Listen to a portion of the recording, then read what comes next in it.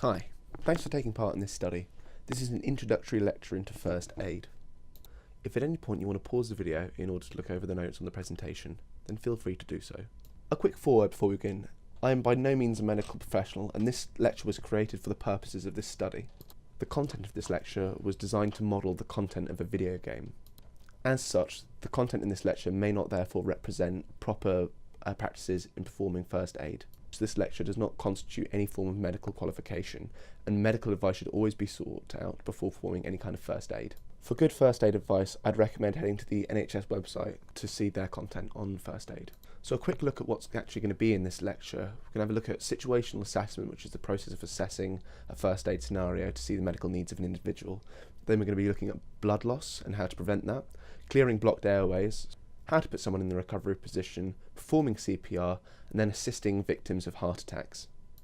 Situational assessments are quick assessments that you make before performing any first aid to kind of identify what the individual needs and how you can help them. So the first step in this is to check for danger, and this is stuff like broken glass near them, live electricity, falling rocks, making sure that it's safe for you to go in there as well, because there's no sense in both of you getting injured. Secondary is response, so that's to find out if the person can respond to you, if they're conscious. This may be as obvious as, are they talking to you, or perhaps they're unable to talk, maybe they can only blink, but just finding out whether or not they're conscious. Then is to check their airways. So this was to find out if anything's blocking their airways, which might prevent them from breathing, which is the fourth step to check if they're actually breathing. So that's actually getting in close, seeing if their chest is moving, raising and depressing with each breath, if it sounds like they're breathing, because that will tell you a lot. And finally, circulation, just making sure that their heart is actually going. This is usually done after you're sure that they're breathing, because if they're not breathing,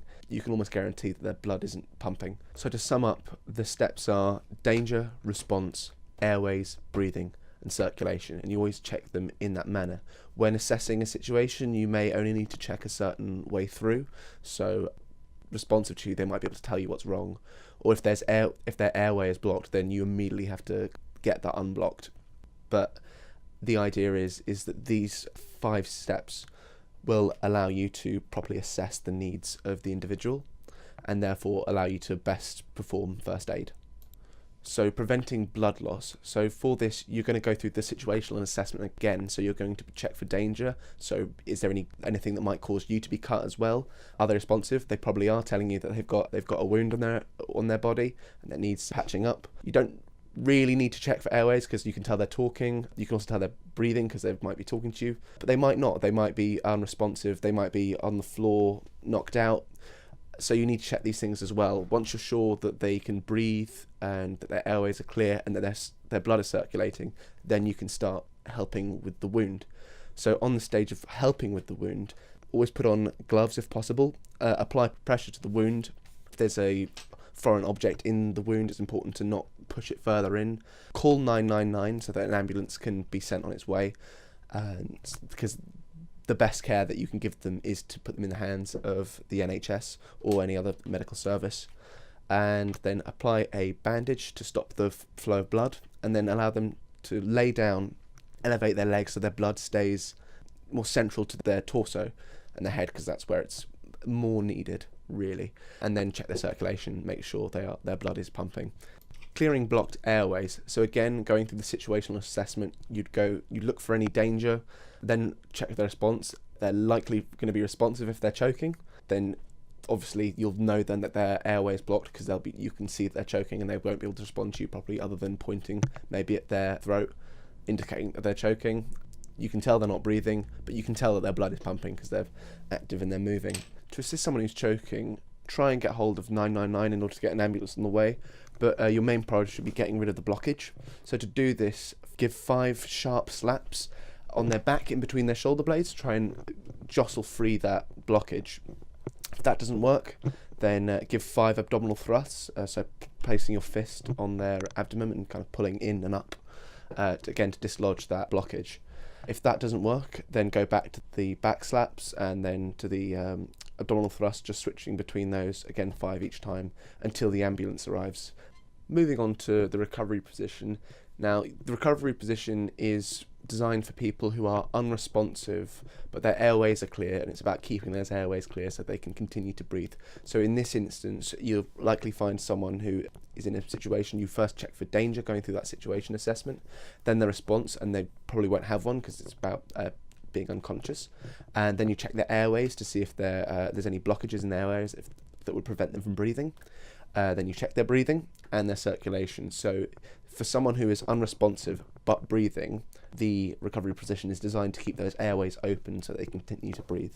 So to put someone in the recovery position, you simply put them in that position that they're in the image below, and again designed to keep their airways open.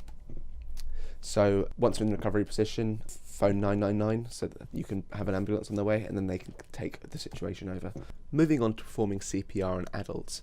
Now, this is performed on adults because it's slightly different with infants, because the chest compressions could do damage to, because their torso is a lot more fragile. So this only works on adults. So again, going through the situational assessment, you go through the danger, so you're assessing if there's anything that's a hazard to you, checking for any responses. There won't be in this instance. Checking if their airways are clear. They should be. If not, then make them clear.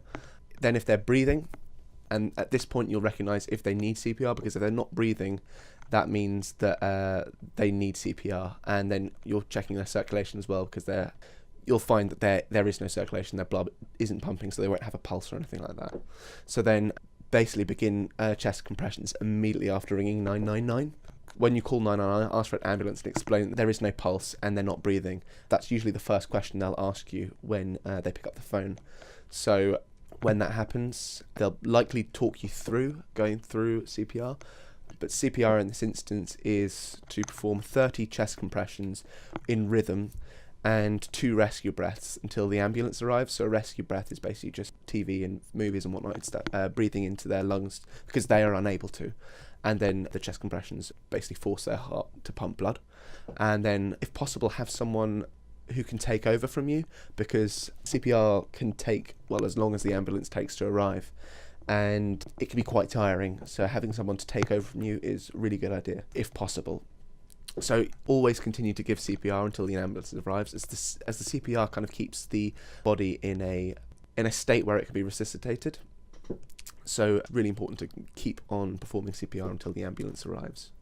Finally, looking at assisting victims of heart attacks. So again, going through the situational assessment, checking for danger, if there's anything that might harm you. There will be a response with a heart attack, because essentially the individual will be going through chest pains, and they'll be able to tell you what's wrong, and then from that you know that you don't need to check their airways or their breathing or their circulation. So they'll be experiencing chest pains, like I said, and that could be an indication of a heart attack.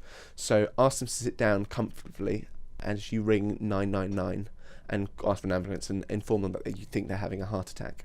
Whilst waiting for the ambulance, keep the individual calm and try and reduce their stress, as that will mitigate the effects of the heart attack in some respects. If in public, try and deter any bystanders from coming in and hassling the person suffering from heart attack, because this could only just increase stress. So the idea is just to really just reduce stress whilst the ambulance is on its way. So that's the end of our lecture. Thank you for taking part in this study. If you feel free to ask any questions, and I hope you've enjoyed.